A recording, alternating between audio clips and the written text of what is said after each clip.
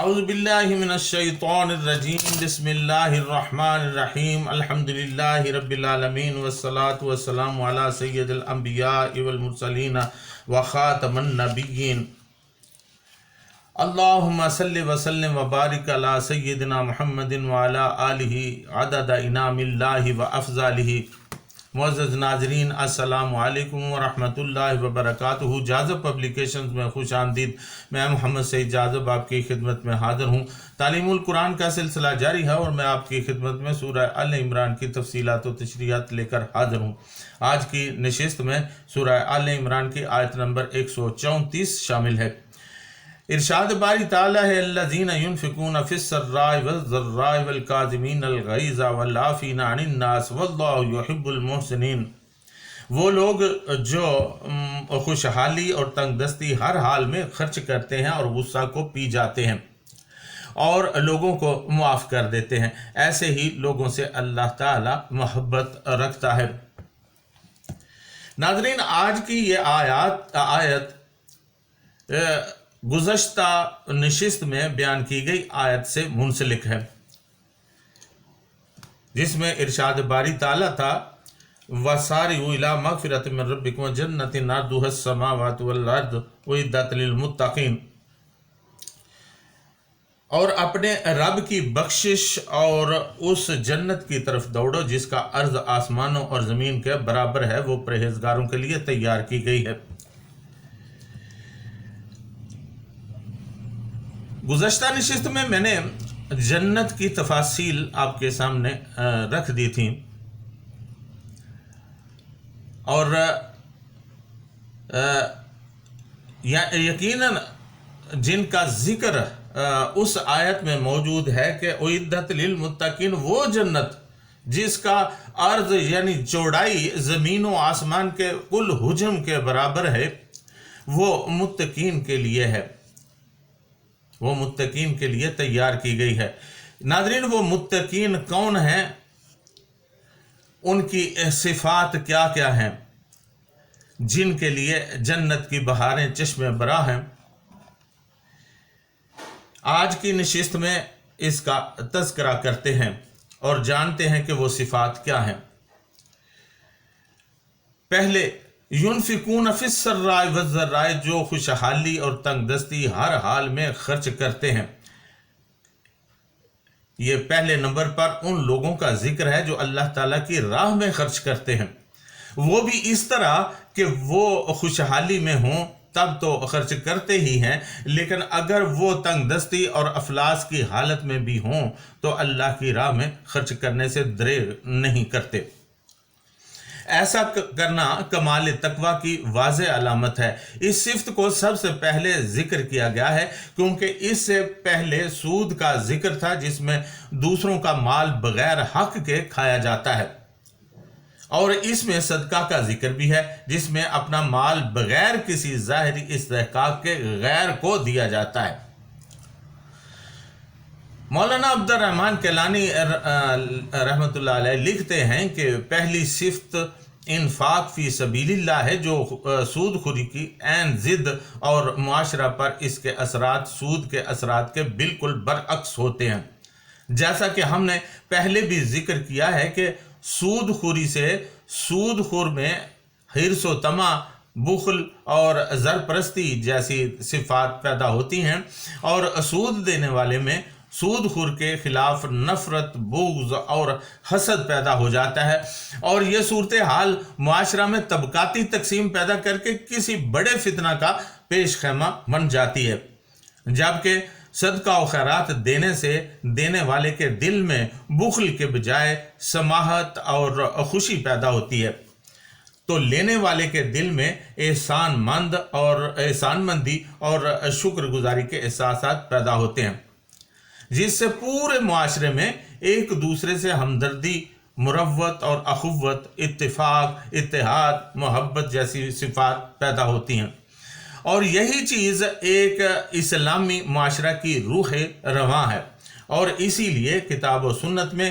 انفاق فی سبیل اللہ پر بہت زور دیا گیا ہے اور زکوٰۃ فرض کی گئی ہے۔ اس آیہ کریمہ میں یہ بتایا گیا ہے کہ متقین کی پہلی صفت یہ ہے کہ خواہ خوشحالی کا دور ہو یا تنگ دستی کا، وہ ہر حال میں اپنی حیثیت اور وقت کے تقاضے کے مطابق اللہ تعالیٰ کی راہ میں خرچ کرتے ہیں۔ چنانچہ آپ صلی اللہ علیہ وسلم نے کئی مواقع پر غریب مسلمانوں کو صدقہ کی ترغیب دیتے ہوئے فرمایا، اتقوا النار ولو بشق تمرۃ، دوزخ سے بچو خواہ کھجور کا ایک ٹکڑا ہی صدقہ دے کر بچو۔ اور اس ترغیب سے مقصود بخل اور حرص جیسی مہلک بیماریوں کا علاج ہے۔ ناظرین، انفاق فی سبیل اللہ کے سلسلہ میں پہلے سورہ بقرہ میں کافی تفصیل گزر چکی ہے۔ والکاظمین الغیظ، اور شدت غضب میں اپنے غصہ کو پی جاتے ہیں۔ متقین کی یہ دوسری صفت الغیظ شدت غضب کو کہتے ہیں، جبکہ کظمہ بھری ہوئی مشق کے منہ باندھنے کو کہتے ہیں۔ بعض اوقات ایسی پسندیدہ حرکات اور ضرر رساں امور رونما ہو جاتے ہیں جن سے انسان برافروختہ ہو جاتا ہے اور جذبہ انتقام سے اس کا دل لبریز ہو جاتا ہے۔ ایسے حال میں اپنے غصے کو پی جانا بڑی ہمت کی بات ہے۔ ناظرین، غصہ ہمیشہ ایسے شخص پر آتا ہے جو اپنے سے کمزور ہو اور انسان اس سے انتقام لینے کی قدرت بھی رکھتا ہو۔ ایسے وقت میں غصہ کو برداشت کر جانا فی الواقع بڑے حوصلہ کا کام ہے۔ حضرت ابو ہریرہ رضی اللہ تعالیٰ عنہ سے مروی ہے کہ رسول اللہ صلی اللہ علیہ وسلم نے فرمایا، بہادر وہ نہیں جو کشتی میں کسی کو پچھاڑ دے، بلکہ بہادر وہ ہے جو غصے کے وقت اپنے آپ پر قابو رکھے۔ حضرت حارثہ بن قدامہ رضی اللہ تعالیٰ عنہ نے حضور سرور کائنات صلی اللہ علیہ وسلم کی بارگاہ میں عرض کی، یا رسول اللہ صلی اللہ علیہ وسلم، مجھے کوئی ایسی نصیحت فرمائیں جو میرے لیے مفید ہو اور مختصر ہو تاکہ میں اسے یاد رکھوں۔ آپ صلی اللہ علیہ وسلم نے فرمایا، غصہ نہ کیا کرو۔ حضرت حارثہ رضی اللہ تعالیٰ عنہ نے بار بار یہی سوال دہرایا اور آپ صلی اللہ علیہ وسلم نے ہر بار یہی جواب دیا۔ اس مضمون کی اور بھی احادیث موجود ہیں جنہیں مختلف مفسرین کرام نے نقل کیا ہے۔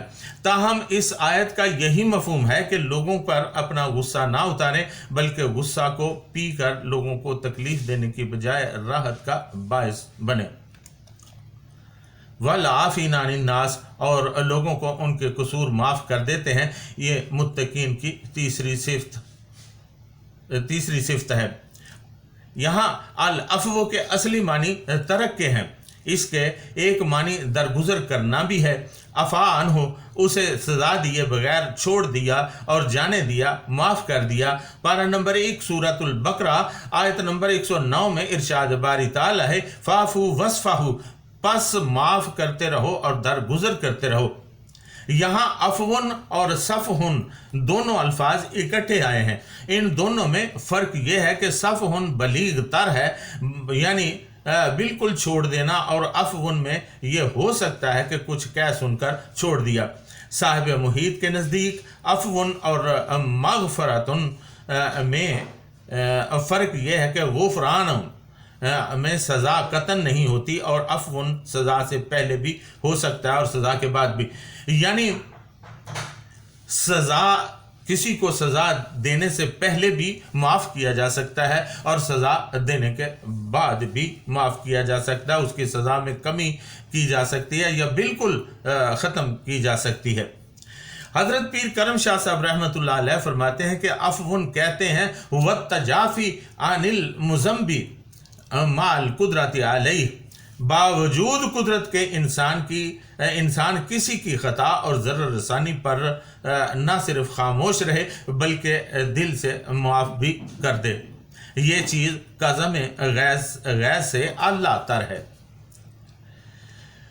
مفسرین کرام رحمۃ اللہ علیہم نے حضرت علی بن حسین رضی اللہ تعالیٰ عنہ یعنی امام حسین کے فرزند ارجمند امام زین العابدین رضی اللہ تعالی عنہ کا یہ واقعہ بیان کیا ہے۔ آپ رضی اللہ تعالیٰ عنہ وضو فرما رہے تھے، لونڈی پانی ڈال رہی تھی، اتفاق سے لوٹے کا پانی آپ رضی اللہ تعالیٰ عنہ پر گر گیا۔ آپ رضی اللہ تعالیٰ عنہ کے کپڑے بھیگ گئے۔ لونڈی کی غلطی تھی، جب اس نے آپ رضی اللہ تعالیٰ عنہ کو غصے کی حالت میں دیکھا، اس کی زبان سے نکلا والکاظمین الغیظ، یہ سن کر آپ غصے کو پی گئے اور فرمایا میں تم سے انتقام نہیں لوں گا۔ لونڈی صاحب علم تھی، کہنے لگی والعافین عن الناس، یعنی مومنوں کی صفت تو یہ ہے کہ وہ نہ صرف غصے کو دبا دیتے ہیں بلکہ لوگوں کو معاف بھی کر دیتے ہیں۔ آپ رضی اللہ تعالیٰ عنہ نے فرمایا جاؤ میں نے تمہیں معاف کیا۔ لونڈی نے مزید ہمت کر کے آیت کا اگلا ٹکڑا سنا دیا، واللہ یحب المحسنین، اللہ تعالیٰ اعلیٰ درجہ کی نیکی کرنے سے محبت کرتا ہے۔ آپ رضی اللہ تعالیٰ عنہ نے فرمایا جا تجھے آزاد کیا، یہ نیکی کی انتہا تھی۔ ناظرین، حضرت عبداللہ بن عباس رضی اللہ تعالیٰ عنہ سے روایت ہے کہ حضور سرور کائنات صلی اللہ علیہ وسلم نے ارشاد فرمایا قیامت کے دن ندا دینے والا پکارے گا اے لوگوں کو معاف کرنے والو، اپنے رب کی بارگاہ میں حاضر ہو جاؤ اور اپنا اجر و انعام حاصل کر لو۔ معاف کرنے والے کا اجر جنت ہے۔ واللہ یحب المحسنین، اور اللہ تعالیٰ احسان کرنے والوں کو پسند کرتا ہے۔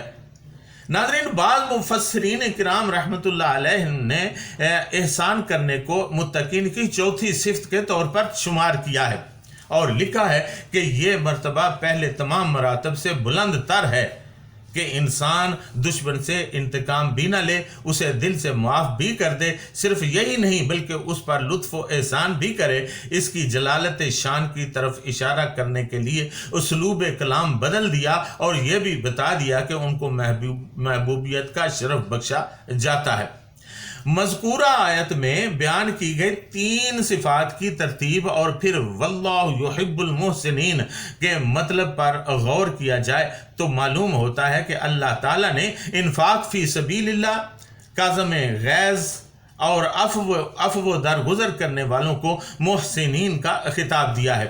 یعنی یہ تینوں صفات درجہ بدرجہ ایسی ہیں جو انتہائی بھلائی یعنی اچھائی کے زمرے میں آتی ہیں۔ علامہ راغب رحمۃ اللہ علیہ کے نزدیک احسان یہ ہے کہ اس سے زیادہ دو جتنا کہ تمہارے ذمہ ہے اور اتنا کم لو جتنا تمہارا حق ہے۔ یعنی احسان میں نگاہ واجب یعنی ڈیو پر نہیں ہوتی بلکہ مقصد توازن پر برقرار رکھنے سے ہوتا ہے۔ آیت مذکورہ میں تینوں صفات زندگی کا توازن برقرار رکھنے کے لیے ہیں۔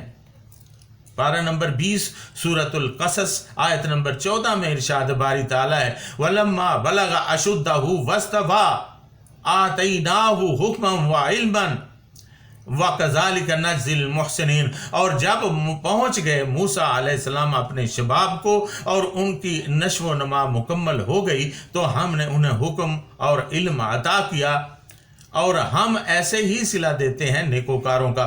یہاں محسنین سے مراد نیکوکاری لی گئی ہے، یعنی بھلائی کا کام کرنے والے، اچھے کام کرنے والے، اعتدال کے ساتھ زندگی بسر کرنے والے، اور بلا شبہ یہاں حضرت موسیٰ علیہ السلام کو محسن کا لقب دیا گیا ہے۔ اس لحاظ سے احسان کرنا متقین کی چوتھی صفت نہیں بلکہ محسن ان صفات کے حامل شخص کا لقب یا خطاب سمجھا جانا چاہیے۔ یعنی آیت میں پہلی 3 صفات کا ذکر کرنے کے بعد ان کو محسنین کہنا اور پھر اللہ تعالیٰ کا انہیں محبوبیت کا شرف بخشنا ان کے اعلیٰ درجہ اور خطاب کا اعلان ہے۔ اس کے علاوہ ناظرین ایک اور قابل غور بات یہ ہے کہ آیت کے شروع میں جس جنت کا ذکر کیا گیا ہے وہ خاص الخاص ان متقین کے لیے ہے جو اب اوپر بیان کی گئی تینوں صفات کے حامل ہیں، اور یہ جنت الفردوس کے ایک دروازے باب الزکوٰۃ والصدقہ میں واقع ہے۔ یاد رہے کہ آقائے دو عالم صلی اللہ علیہ وسلم نے فرمایا فی الجنت ثمانیت ابواب فیہا باب یسمر ریان لا دخلہ الا الصائمون، جنت کے 8 دروازے ہیں، ان میں سے ایک دروازے کا نام باب الریان ہے، اس میں سے سوائے روزہ داروں کے اور کوئی نہیں گزرے گا۔ مختلف روایات میں جنت الفردوس کے 8 دروازوں کے نام بھی بیان کیے گئے ہیں۔ پہلا باب الصالحین والایمان ہے، دوسرا باب التقوی، اور تیسرا باب الصلاۃ، چوتھا باب الذاکرین، پانچواں باب الریان، چھٹا باب الجہاد، ساتواں باب الصدقہ والزکوٰۃ یعنی القاظمین الغیظ والعافین عن الناس، آٹھواں باب التوبہ۔ مختلف علماء اور مفسرین کے مطابق یہ دروازے مختلف ناموں سے بھی جانے جاتے ہیں، لیکن بنیادی طور پر یہی 8 دروازے ہیں، اور ان میں رہنے والے جن خصوصیات کے مالک ہیں وہ ان دروازوں کے ناموں سے ظاہر ہوتی ہیں۔ ناظرین، جو حقائق میں نے آپ کے سامنے پیش کیے ہیں ان کو مد نظر رکھتے ہوئے یہ کہا جا سکتا ہے کہ آیت مذکورہ میں جس جنت کا ذکر ہے وہ انہی 3 صفات کے حامل لوگوں کے لیے ہے، اور یہ جنت الفردوس کا 7واں دروازہ ہے۔ تاہم مفسرین کرام کی تائید کرتے ہوئے محسنین کو متقین کی 4تھی صفت کے طور پر جاننے میں بھی کوئی قباحت نہیں ہے۔ 8ویں دروازہ کا تعلق توبہ سے ہے، جس کا ذکر انشاءاللہ العزیز آئندہ آیت میں آئے گا۔ والذین اذا فعلوا فاحشۃ او ظلموا انفسهم، اور ایسے لوگ جو جب برائی کرتے ہیں اور یا وہ اپنے آپ پر ظلم کر بیٹھتے ہیں، یہ ذکر آئندہ نشست میں آئے گا انشاءاللہ العزیز۔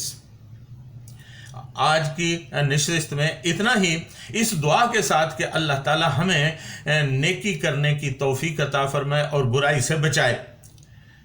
نیکی وہ جو اللہ تعالیٰ کو پسند ہو، اور برائی وہ جس سے اس نے متنبع کر دیا ہو۔